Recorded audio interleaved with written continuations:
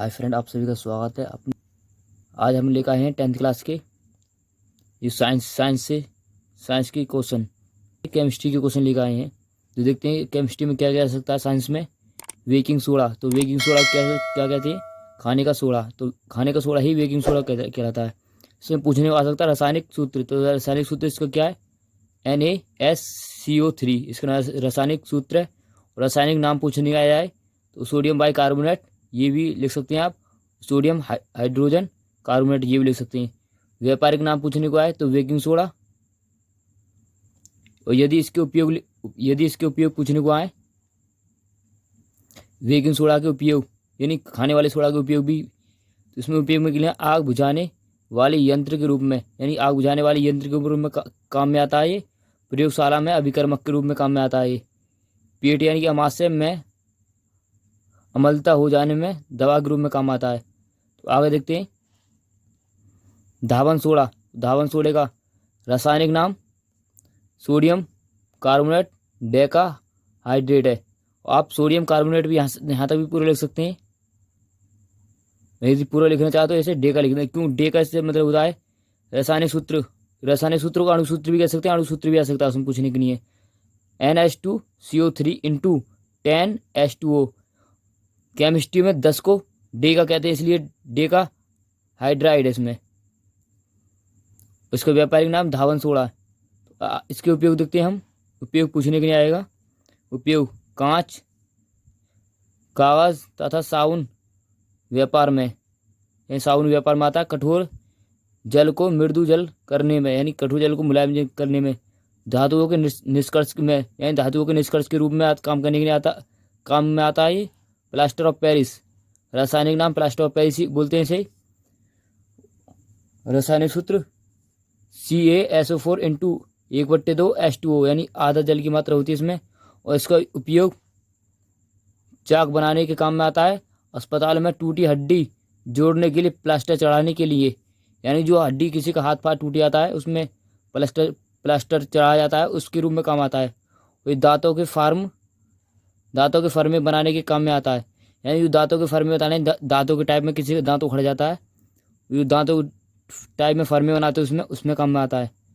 तो इसे ध्यान से कापी किताब लेके बैठनी, उतारना। ये बहुत इंपॉर्टेंट है, ये जरूर आएगा पेपर में, ये हर साल पूछे जाते हैं।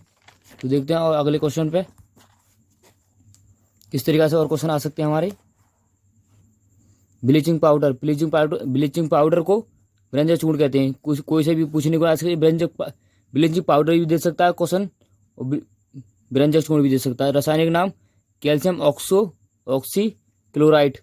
ऑक्सी यानी कि बीच में ये, इसका रासायनिक सूत्र देते हैं। रासायनिक सूत्र हमने पहले बता दिया है।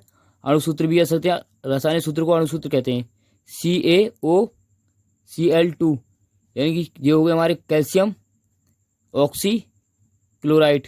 व्यापारिक नाम व्यंजक चूर्ण होता है। इसका उपयोग चीनी को सफ़ेद करने में, यानी कि चीनी का रंग सफ़ेद किसके कारण होता है? सफ़ेद होता है वो व्यंजक चूर्ण के कारण होता है। यानी व्यंजक चूर्ण मिलाया जाता है जब उसका जो चीनी में ये सफ़ेद रंग होता है, उसकी इसी के कारण होता है। ऊन को सिकुड़ने से बचाने के लिए दो उपयोग आएंगे, आप इन्हें ले सकते हैं। और देख लें अगले क्वेश्चन में क्या है।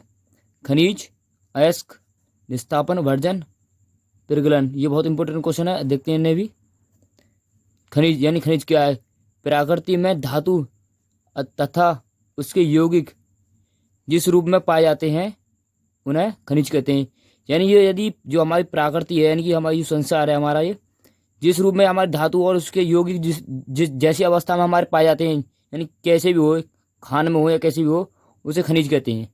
जिस तरीका हम किसी अवस्था में पाए जाते हो, यानी जैसे मिलते हैं उन्हें, उसी रूप को हम। अयस्क जिस खनिज से, यानी जो खनिज हमें मिलते हैं वहाँ से, खानों से, जिस खनिज से शुद्ध धातु सरलतापूर्वक तथा कम खर्च में व्यावहारिक रूप से प्राप्त की जा सकती है, उन्हें अयस्क कहते हैं। यानी कि जो खनिज हमारे ये तो सरलतापूर्वक प्राप्त हो जाए और उसमें कम खर्चा हो, उसे अयस्क कहते हैं। तो निस्तापन देख लेते हैं।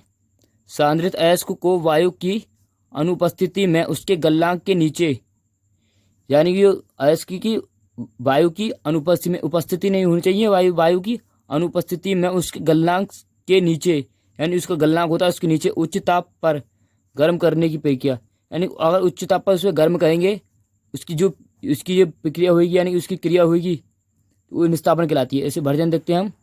सांद्रित अयस्क को अकेले या अन्य पदार्थों के साथ मिलाकर उसके गलनांक के नीचे, यानी ये भी गलनांक के नीचे और ये भी गलनांक के नीचे, वायु की नियंत्रित मात्रा को गर्म करने की क्रिया भर्जन कहलाती है। तो ये भी हो गया, आप इसे भी कॉपी में नोट कर लेना, इन्हें याद करने हैं, बहुत इंपॉर्टेंट है।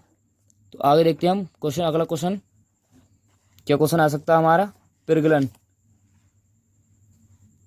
तो प्रगलन भर्जित या निस्तापित अयस्क में उचित गालक अथवा कॉक मिलाकर बने मिश्रण को वायु की उपस्थिति में उच्च ताप पर गर्म करने की प्रक्रिया प्रगलन कहलाती है। अब देखते हैं जो इम्पोर्टेंट क्वेश्चन और भी आते हैं। कॉपर के 2 अयस्क के नाम व सूत्र लिखिए। यानी कि ये तो हमारा कॉपर के अयस्क का नाम हो गया और ये इसका सूत्र हो गया। तो कॉपर पाइराइट यानी कि CuFeS2, ये कैल्कोसाइट Cu2S। ये देखते हैं, आगे देखते हैं। एल्यूमिनियम के प्रमुख अयस्क व उसके सूत्र लिखिए। यानी बॉक्साइड बहुत इंपॉर्टेंट है, Al2O3 × 2S2, यानी दो जल के अणु होते हैं इसमें। क्योलाइट क्या देखता है, Na, यानी ये N है, Na3Al(F6), ये होता है। और अगले क्वेश्चन देखते हैं, जो इम्पोर्टेंट है यानी जो महत्वपूर्ण अभिक्रिया क्या आ सकती है। ऑक्सीकरण, ये थोड़ा लिखने में मिस्टेक हो गई है। ऑक्सीकरण अभिक्रिया, जो अपचयन अभिक्रिया होती है उसे ही ऑक्सीकरण अभिक्रिया कहते हैं। एक अपचयन अभिक्रिया, दहन अभिक्रिया, संकलन अभिक्रिया जो होती है उसे ही हम योगात्मक अभिक्रिया कहते हैं। प्रतिस्थापन अभिक्रिया सजातीय श्रेणी होती है। बहुलीकरण, ओजोनीकरण, मार्कोनिकॉक का नियम। तो हम देखते हैं पहले ऑक्सीकरण, यानी कि जिसे हम अपचयन अभिक्रिया भी कहते हैं। और क्या होती है, वह अभिक्रिया जिसमें पदार्थों से ऑक्सीकरण का योग या हाइड्रोजन का ह्रास हो, ऑक्सीकरण अभिक्रिया कहलाते हैं। यानी चाहे तो उसमें ऐसा एक समीकरण जिसमें ऑक्सीजन जुड़ रही हो, चाहे ऑक्सीजन यानी उसमें दूर हट रहा हो। तो उसमें देखते हैं एग्जाम्पल, इसका उदाहरण भी आता है पूछने के लिए। उदाहरण में अभिक्रियाओं को उदाहरण में साथ लिखना है। यानी 2 अणु लेने हमारे कॉपर के और ऑक्सीजन ये, तो इसे गर्म करेंगे CuO पड़ेगा, यानी कॉपर ऑक्साइड जुड़ेगा। यानी ऑक्सीजन का योग का मतलब है हमें जोड़ना, यानी योग का मतलब ही जोड़ होता है, यानी जुड़ेगी इसमें। और H दूर हो रहा होता तो H का ह्रास हो रहा होता। तो देखते हैं अगले क्वेश्चन किस तरीके से आ सकते हैं।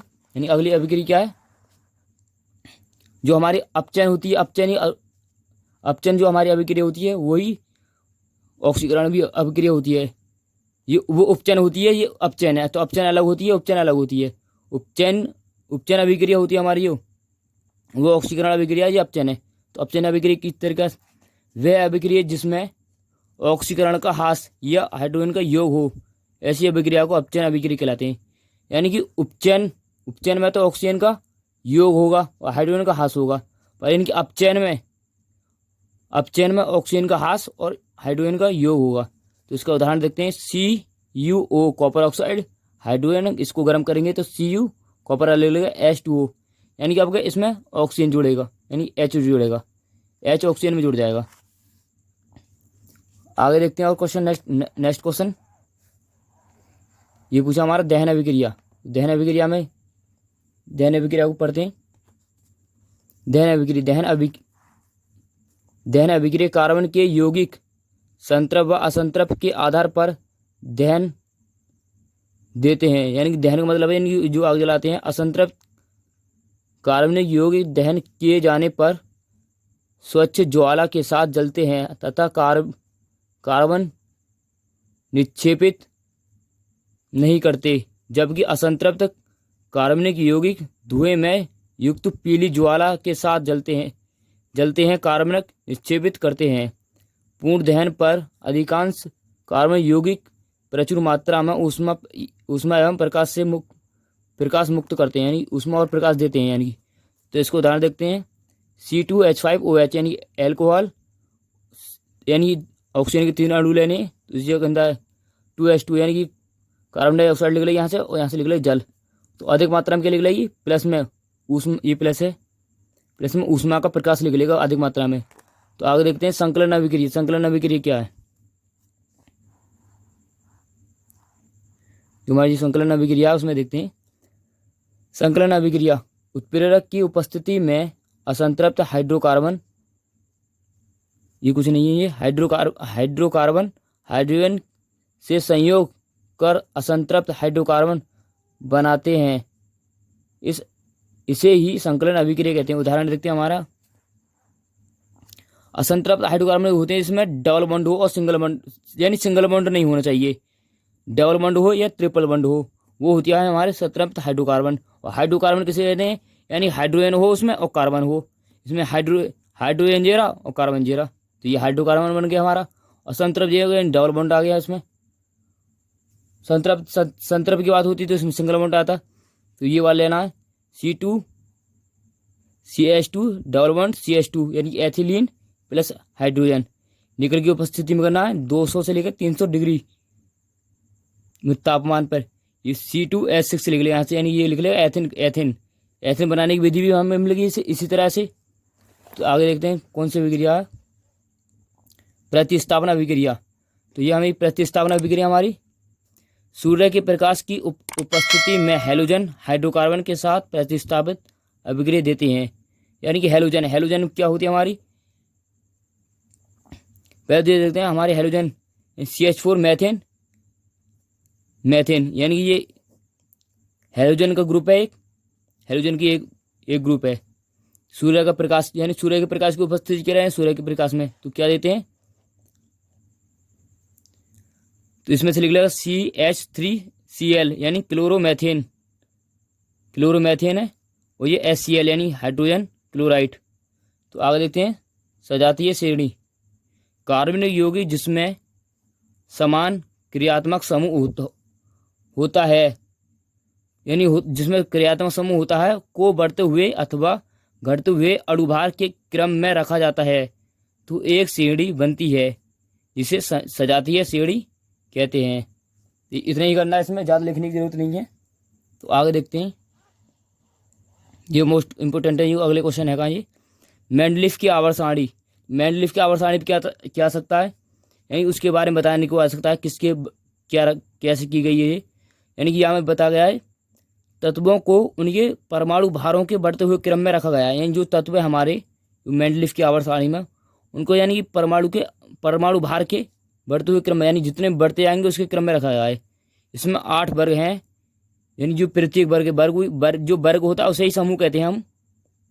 प्रत्येक वर्ग यानी समूह को उपसर्ग, यानी कि उपसर्ग A और B में विभाजित किया गया है।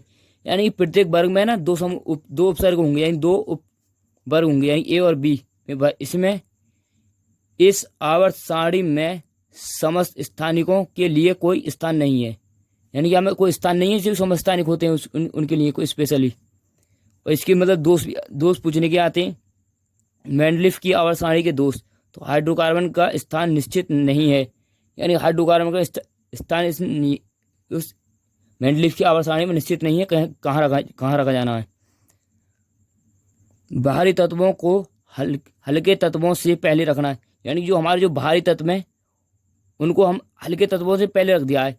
आने तो हल्के तत्व चाहिए थे पहले, पर यहाँ में मेंडलीफ की आवर्त सारणी में बाहरी तत्व पहले कर दिए, हल्के बाद में कर दिए। नंबर 3 में देखने समान गुणों वाले तत्वों को भिन्न भिन्न समूह में रखना, यानी जो समान थे तो एक जगह इकट्ठे होने चाहिए थे, लेकिन मेंडलीफ की आवर्त सारणी में वो अलग अलग रख दिए, इसलिए ये उसके दोष हैं। यानी दोष का मतलब है इनकी, यानी ये मिस्टेक हुई है इसमें। इस तरह से हम आधुनिक आवर्त सारणी के देखते हैं, यानी इसमें ये मतलब किस तरीके से रखा गया है, क्या क्या इसमें तत्वों को उनके परमाणु क्रमांक के बढ़ते हुए क्रम में रखा गया है। मेंडलीफ में तो परमाणु भार के क्रम में रखा गया है, और यहाँ परमाणु क्रमांक के, ये बहुत इंपॉर्टेंट है, ये अंतर भी पूछने को आ सकता है इनमें। इसको परमाणु भार के, मेंडलीफ को परमाणु भार के क्रम में रखेगा, इसको परमाणु क्रमांक के आधार पर रखा गया है। इसमें 18 वर्ग हैं तथा समूह को यानी ये वर्ग हैं उसको समूह को यानी वर्ग और समूह एक ही चीज होती है को उपसर्ग के वर्गीकृत नहीं किया गया यानी उपसर्ग में नहीं बांटा गया है तथा 7 आवर्त होते हैं यानी इसमें 7 आवर्त और होते हैं। इसमें समस्थानिकों को उचित स्थान है। यदि आपको हमारी वीडियो अच्छी लगे तो इसे लाइक करें और ज़्यादा से ज़्यादा शेयर करें। हर उस स्टूडेंट के पास शेयर करें जिसकी इसकी ज़रूरत है। यदि हमने यहाँ पर अब दो टॉपिक छोड़ दिए हैं। ये तो हमारा बहुलीकरण छूटा यहाँ से, एक ओजोनीकरण हमारा।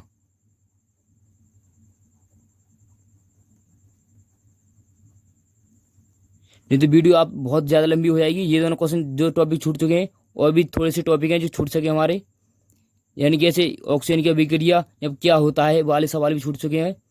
यदि आपको हमारी वीडियो लगी हो तो कमेंट करके बताएं और हमें नेक्स्ट पार्ट बनाना चाहिए या नहीं बनाना चाहिए उसके लिए कमेंट करके बताएं। और ज़्यादा से ज़्यादा हर स्टूडेंट के पास शेयर करें जिसकी इसको ज़रूरत है। और ऐसी वीडियो पाने के लिए हमारे चैनल को अभी सब्सक्राइब करें। मिलते हैं नेक्स्ट वीडियो में। Thank you.